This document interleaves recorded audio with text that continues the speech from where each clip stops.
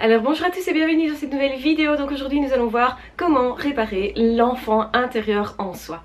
Vous allez voir que c'est un sujet capital pour beaucoup de personnes. Ça veut dire que beaucoup de thérapeutes se rendent compte qu'effectivement nous avons quand même plus ou moins tous des failles à ce niveau-là, des douleurs non résolues, des problématiques qui sont restées ouvertes, béantes, des blessures en tout cas qui sont restées béantes, et donc du coup c'est important de travailler là-dessus. Alors pourquoi cet état de fait? Eh bien c'est assez simple à expliquer puisque nous avons tous des parents et que nous n'avons pas des parents parfaits, parce que les parents parfaits n'existent pas. Bien entendu, il y a des personnes qui fonctionnent complètement mieux que d'autres, hein. Bien entendu, le passé d'une personne n'est pas le passé d'une autre personne, et bien entendu qu'il y a eu des personnes beaucoup plus malmenées que d'autres, des enfants beaucoup plus malmenés que d'autres. Il va sans dire que les enfants qui ont été battus, qui ont été non désirés, qui ont été manipulés, qui ont été justement sous la responsabilité d'un pervers narcissique, d'une perverse narcissique, tous ces enfants-là ont besoin de réparer leur enfant intérieur, si ça n'a pas en tout cas déjà été fait, bien entendu. Et du coup, ces personnes-là sont des personnes qui vont avoir vraiment du mal à s'apprécier, à s'aimer, à estimer que l'autre pourrait les aimer. Donc ça, malheureusement, ça crée aussi ce qu'on appelle la dépendance affective, qui était peut-être à la base de la codépendance. Quand c'était, par exemple, si vous aviez un parent qui souffre d'alcoolisme, de toxicomanie, qui n'a pas pris ses responsabilités, un parent qui vous a parentifié, donc c'est-à-dire où on vous a demandé trop vite de devenir les parents de vos frères et sœurs ou de vos parents d'ailleurs, à ce moment-là, vous avez certainement une carence, un manque, quelque chose à réparer au fond de vous et vous devez le sentir. Donc ça veut dire que peut-être vous ne vous sentez pas légitime dans plein de situations. Ça c'est le fait justement au niveau de votre enfance d'avoir dû prendre des responsabilités. Peut-être on vous a enlevé votre enfance tout simplement, vous n'avez pas pu être enfant insouciant, joueur, etc. L'erreur que beaucoup de personnes font dans leur vie d'adulte, c'est d'essayer que ce soit les autres qui réparent, de chercher à l'extérieur. On va essayer de courir derrière sa vie professionnelle, on va essayer de briller dans tel ou tel milieu, de fonder un couple et de demander justement à notre partenaire de nous réparer. Tout ça, ce sont des erreurs que nous commettons et ce sont des erreurs qu'il ne faut pas prendre plus que ça à la légère, mais non plus, il ne faut pas non plus se culpabiliser d'avoir fait ces erreurs-là. C'est plutôt humain, il faut comprendre qu'on a utilisé un mécanisme de défense pour survivre qui était adapté à ce moment-là. Quand nous avons vécu ces situations-là, enfant, c'était tout à fait adapté, mais actuellement, vous êtes adulte et vous avez d'autres possibilités. Donc prendre conscience que vous avez d'autres possibilités, c'est aussi se dire, ben voilà, je vais pouvoir réparer ça, je vais pouvoir me débarrasser éventuellement d'un boulet que je traîne, de quelque chose de douloureux, d'une façon de faire qui fait en sorte que peut-être mes couples, j'arrive jamais à tenir une relation de couple, ou simplement j'arrive jamais à estimer que je suis justement quelqu'un de fréquentable, que mes amis ont de la chance de m'avoir, des choses comme ça. Vous avez vraiment des personnes qui vont se saboter, mais l'origine du sabotage, c'est vraiment ça, c'est le manque d'amour de soi, et n'oubliez pas que vous n'êtes pas obligé de traîner ça. Donc effectivement, vous n'êtes pas responsable de ce qui vous est arrivé dans le passé, enfant, etc. De toute façon, on ne va pas changer le passé. Donc ça, c'est une première chose, c'est réaliser que le passé est le passé, qu'on ne peut pas le changer, qu'il est comme ça, et au final, on ne sait rien faire par rapport à ça. Il faut plus ou moins l'accepter comme ça et laisser certainement s'exprimer tout ce qui a été retenu au niveau des émotions. Posez-vous la question, est-ce que dans une autre famille avec d'autres personnes, vous auriez pu être aimé? Peut-être que vous avez eu, c'est le cas par exemple si vous avez eu des parents qui sont très autoritaires et qui vous ont malmené, eh bien votre attitude n'était pas à remettre en cause vraiment, ce n'est pas de votre faute si on vous a frappé par exemple. Donc attention que vous pouvez vous sentir coupable de choses qui ne vous concernaient pas à la base, qui sont les problèmes éventuels que traînent ou que traînaient les générations avant vous. Et donc vous devez rendre la responsabilité aux gens qui étaient réellement responsables. Donc ça ne vous concerne plus. Vous faites ça et donc effectivement du coup vous avez toute une série d'émotions qui vont aussi ressortir parce que c'est pas évident de regarder tout ça en face, mais vous êtes bien obligé de le faire parce qu'alors vous exprimez vos émotions. Donc exprimer ces émotions, c'est pas aller casser la gueule à quelqu'un, c'est différent, hein. C'est pas agir par rapport à ces émotions là pour faire quelque chose de mal ou d'engueuler quelqu'un, etc. Non, c'est reconnaître ces émotions là de manière à être face à soi-même et de manière aussi à voir cet enfant qui a été blessé. Donc maintenant c'est l'adulte qui regarde l'enfant en soi, hein. Donc c'est à dire vous allez vous regarder en vous disant en tant qu'enfant, je comprends ce que tu as vécu, tu étais dans l'attente de quelque chose qui n'est pas arrivé, et peut-être maintenant ce qui est important de faire, c'est de cesser d'attendre. De ne plus attendre de ces personnes qu'elles nous aiment si elles ne peuvent pas nous aimer. C'est le cas quand on a un parent pervers narcissique, on ne peut pas demander à cette personne que cette personne nous aime, parce que c'est une attente qui est vaine. Donc si vous traînez ça, vous allez chercher la reconnaissance chez ces parents-là certainement, mais aussi éventuellement chez les personnes qui ressemblent à cette personne-là, dans votre couple éventuel. S'il s'agissait, par exemple, si un garçon a eu un problème par rapport à sa mère, qui était une perverse narcissique, ce garçon va chercher chez les femmes à être revalorisé. C'est peine perdue. C'est aussi d'ailleurs ce que fait le pervers narcissique sans s'en rendre compte, sauf que le pervers narcissique il n'a pas envie de se regarder lui-même, il n'a pas envie de se remettre en question. Si moi je fais une vidéo pour les personnes qui ont envie de se remettre en question, qui n'ont plus envie de traîner ça, parce qu'effectivement il y a ce que nous avons vécu, mais il y a aussi ce que nous en faisons. Donc quelque part on a un moyen d'action sur ce qu'on a vécu quand même. Donc l'erreur aussi, ce serait justement de croire que ce qui est passé est tellement problématique qu'on ne peut rien faire contre, qu'on ne peut rien décider. C'est utopique. En tant qu'adulte, vous avez possibilité de décider parce que vous êtes devenu autonome. Et c'est important de reconnaître cette autonomie-là. Alors, ça veut dire aussi que cette autonomie-là est à sauvegarder. Peut-être que vous avez des gens autour de vous qui essayent de vous imposer des trucs et d'autres, même sous couvert d'amour, soi-disant, ou de « oh, je prends soin de toi et moi j'ai besoin ». Peut-être avez-vous quelqu'un qui est dépendant, en fait, de vous et essayez de rendre ce problème à la personne dépendante. C'est pas à vous sacrifier en fait. On va reprendre le cas du fils qui a une mère très envahissante. Eh bien, à un moment donné, il faut que le fils arrive à dire à sa mère « Ok, tu es dépendante, je le vois, mais c'est ton problème, ce n'est pas le mien. Et du coup, je refuse que tu fasses mon linge, je refuse que tu viennes t'immiscer dans ma vie pour faire telle ou telle chose, sous couvert de l'amour, sous couvert que, soi-disant, tu veux m'aider. » Et c'est difficile ça, hein, pour une personne dépendante, de se rendre compte que le soi-disant amour qu'elle veut donner n'est pas en fait de l'amour réel. Parce que aimer, c'est plutôt aimer l'autre et l'encourager à être autonome. C'est l'aider éventuellement si l'autre le demande, mais pas aider s'il n'y a pas eu de demande à ce niveau-là. Donc vous voyez toute la subtilité du truc. Du coup, ce qui est important, c'est de regarder donc votre enfant intérieur et de lui dire « Ok, tes sentiments étaient légitimes, moi je les reconnais. Je te reconnais en tant qu'enfant et en tant qu'adulte, je vais prendre soin de toi. Je vais réparer justement ce qui ne t'a pas été donné en te le donnant maintenant. » Donc autrement dit, on est dans le dialogue intérieur ici. Hein. On se parle à soi-même et on regarde cet enfant et on se dit, est-ce que cet enfant était digne d'amour au fond? Et si nous on reconnaît que cet enfant était digne d'amour, eh bien au final, ça défait les choses, dans le sens où on n'attend plus de reconnaissance de la part de quelqu'un qui ne pouvait pas nous aimer. On reconnaît qu'au final, on n'était pas responsable de cette situation, donc on rend la responsabilité à l'autre. On ne se sabote plus en faisant ça en fait.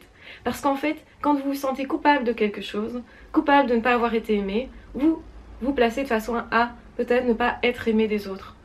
Si vous commencez à vous aimer vous-même, vous allez alors avoir en face de vous des personnes qui vont vous aimer aussi. Parce que votre attitude sera différente. Et ça, c'est assez inconscient. Les gens qui font ça ne se rendent pas compte que peut-être ils sabotent leur couple, que peut-être ils sabotent leur chance professionnelle, que peut-être ils se sabotent au niveau intellectuel. Ils sentent qu'ils sont redevables de quelque chose. Et donc du coup, ils ne s'autorisent pas à se dire « Je suis la personne principale de ma vie, je me mets au centre, donc je cesse de m'occuper de tout le monde. » Mais je m'occupe d'abord de moi-même. Je m'occuperai éventuellement des autres, j'aiderai éventuellement les autres, mais si ça me convient aussi à moi, si je peux à ce moment-là donner à l'autre, si mes besoins sont aussi satisfaits, et si éventuellement il y a un partage réel, un échange réel, ça veut dire que on est tous les deux gagnants de cet échange de relations. Donc l'erreur que font beaucoup d'enfants qui ont été malmenés, maltraités, etc., c'est d'aimer tout le monde, l'aimer trop, mais en fait de s'oublier eux. Donc moi ce que je me montre ici, c'est de cesser de s'oublier, de regarder cet enfant-là, de regarder aussi cet adulte que nous sommes devenus et de se dire ok, maintenant je sais satisfaire mes propres besoins et je dois faire en sorte que c'est au centre de ma vie maintenant. Je me dis, je suis une personne sympa, je suis une bonne personne et je mérite d'avoir le meilleur. À partir du moment où vous vous dites je mérite d'avoir le meilleur, je vais aller chercher ce meilleur pour moi. Je vais essayer justement de me positionner dans des situations où je pourrais avoir un boulot sympa, où je pourrais avoir un couple sympa, où je pourrais proposer à l'autre quelque chose de sympa aussi, parce que je n'attends plus absolument de recevoir pour me réparer. Et du coup, l'amour est beaucoup plus important. En fait, l'amour devient réel en réalité. Vous n'êtes plus dépendant, mais vous proposez à l'autre ce que vous êtes. Ça veut dire que vous n'attendez pas nécessairement qu'une personne s'amène dans votre vie exactement à ce mois-là, parce que ce mois-là, vous êtes particulièrement en manque de relationnel, parce que vous vous ennuyez, parce que vous avez quelque chose à combler au fond de vous, qui est en fait le cri de cet enfant intérieur qui dit ah moi j'ai pas été aimé, mais alors il faut absolument qu'on m'aime là maintenant tout de suite. Sauf que le problème c'est que quelle que soit la personne, au fond ça convient toujours, et que vous n'êtes pas en train d'essayer de découvrir une autre personne et d'être dans le relationnel, mais vous êtes plutôt dans l'ordre du j'ai besoin d'eux, donc je me remplis moi et il faut que ça soit maintenant et tout de suite. Là c'est la dépendance affective, c'est ça hein.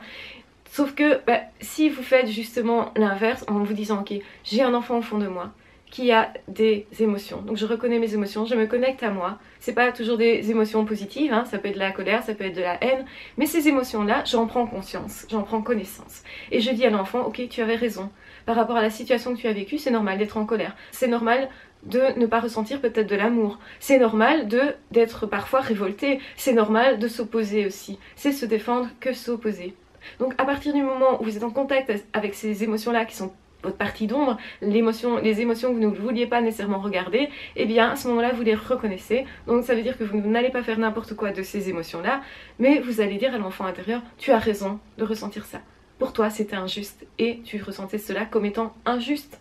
Ça veut dire que maintenant, tu peux aussi décider de ta vie. Ça veut dire que maintenant tu es responsable de ta vie. Ça veut dire que ce ne sont pas les autres qui te rendent malheureux. Ce sont les choix que tu fais toi. Ce sont les choix que tu fais toi de t'adresser à une personne qui au fond ne peut pas t'aimer. Et c'est aussi ça par rapport au pervers narcissique. Hein. Les personnes qui s'adressent au pervers narcissique, c'est souvent parce qu'il y a un manque dans l'enfance, souvent éventuellement un parent pervers narcissique ou des grands-parents ou frères et sœurs. Enfin, de toute façon, il y a toujours déjà des liens avec des pervers narcissiques dans l'enfance. Donc on a appris à se sacrifier. Donc on se sacrifie par rapport au pervers narcissique aussi. Et on laisse perdurer peut-être une situation comme ça. Alors je dis pas qu'il n'y a pas une dépendance, bien sûr que le pervers narcissique crée une dépendance, mais si cette dépendance existe, c'est parce qu'il n'y a pas assez d'amour pour vous-même. Vous ne savez pas vous aimer suffisamment. Vous n'avez pas, justement, vous ne vous êtes pas réparé. Et peut-être c'est nécessaire de se réparer aussi quand on a été en couple avec un pervers narcissique ou en relation avec un pervers narcissique, de se dire, voilà, j'ai fait une erreur, je suis en colère, j'accepte cette colère-là. Plutôt que de la renier et de me dire oh mais non mais c'est pas grave, c'est parce que quand même cette personne a souffert dans l'enfance donc moi je dois accepter, etc. Non non, c'est l'autre est responsable de son bonheur ou de son malheur et moi aussi je suis responsable de mon bonheur ou de mon malheur. Et à partir d'aujourd'hui je décide que je ne suis plus responsable de ce que l'autre en pense. Et moi je prends mon problème qui était peut-être la dépendance affective ou peut-être le fait de m'être laissé trop faire et maintenant je décide que j'aime la personne qui n'a pas été aimée par le pervers narcissique, qui avait peut-être 20 ans, 30 ans, je ne sais pas, la jeune fille ou le jeune enfant qui n'a pas été aimé par le pervers narcissique, et ben moi, je m'autorise à l'aimer telle que cette personne était à ce moment-là. Parce qu'elle était aimable comme ça, même si elle n'a pas été aimée. Et du coup, je m'autorise à m'aimer moi-même. Du coup, j'autorise aussi les autres personnes éventuelles, futures, à m'aimer, mais pas n'importe comment, ça veut dire dans le respect. Et souvent c'est ça, hein, les relations que l'on crée sont vraiment le fruit de la manière dont on se traite soi-même. Donc notre relation intérieure est super importante. Elle est beaucoup plus capitale que ce que notre monde moderne voudrait nous faire croire. Donc c'est-à-dire que dans nos sociétés, on attribue beaucoup d'importance à ce qui est fait à l'extérieur, aux relations extérieures, aux résultats extérieurs, tout ce qui est professionnel, argent, possession matérielle, etc. etc. Alors qu'en fait, on doit se tourner vers nous-mêmes pour cultiver notre jardin intérieur. C'est ultra important, même si la société ne nous dit pas que c'est important, c'est en fait ultra important. Et c'est comme ça d'ailleurs qu'il y a plein de personnes qui vont se retrouver avec une famille super, des enfants super, tout en fait a l'air super à l'extérieur et intérieurement ils ne sont pas heureux. Alors pourquoi ? Eh bien parce que justement il y a quelque chose de l'ordre de je ne me connais pas moi, je ne me suis pas autorisée à avoir telle ou telle émotion, je ne sais pas ce que je ressens et je comprends que toutes mes émotions sont du vivant en fait. Si on bloque les émotions par rapport à soi-même, eh bien on n'est pas vivant. Il y a quelque chose qui est manquant, il y a quelque chose qui est du l'ordre de je ne sais pas vivre, je ne sais pas vivre heureux, je ne sais pas m'épanouir. Pour s'épanouir, il faut d'abord être en lien avec soi. Et c'est pour ça que vous avez plein de personnes qui n'ont absolument pas grand chose dans la vie, mais qui sont vachement heureux. Et justement, c'est la question des personnes qui ont plein de choses, qui se disent mais comment c'est possible? Cette personne elle a rien par rapport à moi, moi je suis insatisfait et l'autre il est satisfait de sa vie. Comment ça se fait? Eh bien, ça se fait que justement, c'est le jardin intérieur qui a été cultivé, on s'est réparé à toute étape de sa vie, donc on a accepté le jeune enfant qu'on a été, le bébé d'abord, le nourrisson, l'enfant qu'on a été, on a accepté l'adolescent qu'on a été, Donc toujours avec sa part d'ombre aussi, hein, ses côtés positifs mais sa part d'ombre. Et donc on sait qu'on est à la fois gentil et pas gentil, qu'on est à la fois parfois malheureux et heureux, et on s'autorise tout ça. On se dit c'est inévitable à certains moments de ressentir de la joie ou de la colère, de la tristesse, de la douleur. C'est inévitable, ce sont des émotions, il faut les prendre comme telles. Et justement quand on les prend comme telles, elles glissent, on les écoute, on écoute ce qu'elles ont à nous dire, et du coup on se connaît soi, et du coup ces émotions-là vont justement non pas se cristalliser dans l'être, et avec toutes les maladies psychosomatiques que ça pourrait engendrer, mais au contraire s'écouler librement comme un ruisseau et du coup nous enseigner. Et c'est peut-être là le principal de la vie, c'est peut-être là justement le principal du bonheur. Alors oui ou non, est-ce que vous voulez être heureux? Alors si vous voulez être heureux, réparez l'être en vous. Aimez-vous en vous disant je t'autorise à avoir été ce que tu as été et je trouve que comme tu as été, tu étais aimable. Moi je t'aime comme ça. Et donc vous allez comprendre qu'en fait, les personnes que nous aimons sont les personnes qui sont, pas les personnes qui nous font quelque chose. Et ça, c'est important aussi. Quand vous êtes dépendant affectif, vous allez essayer d'aider tout le temps la personne, donner à l'autre tout le temps, pour vous prouver en fait à vous que vous êtes une bonne personne. Mais en fait, vous n'aimez pas vraiment l'autre, parce que ce qui vous intéresse, c'est vous réparer vous, mais à travers l'autre. Donc si vous vous réparez vous à travers vous-même, vous n'avez plus besoin absolument d'aimer l'autre.